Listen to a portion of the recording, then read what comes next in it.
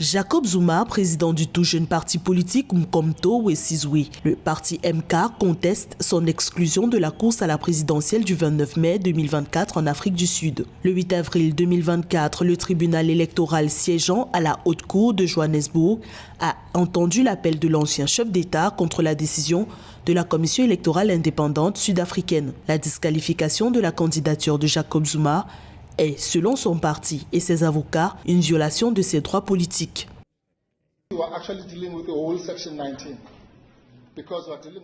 Nous invoquons l'article 19 de la Constitution qui établit le droit de vote des personnes qui soutiennent ce parti et le président Zuma, car ils n'auront pas le droit de choisir d'être représentés par les personnes de leur choix.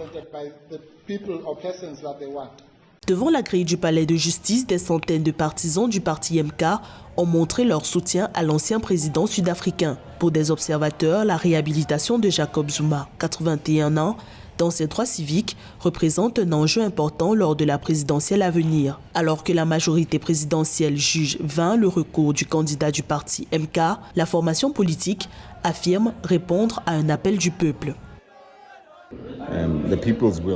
La volonté du peuple, comme nous l'avons toujours dit, prévaudra. C'est le peuple qui veut que le président Zuma dirige ce pays et nous écoutons le peuple. Ce ne sont pas les membres ou les dirigeants du MK qui ont pris cette décision. Ce n'est donc pas un acte de désespoir. C'est simplement la réalité de la situation sur le terrain.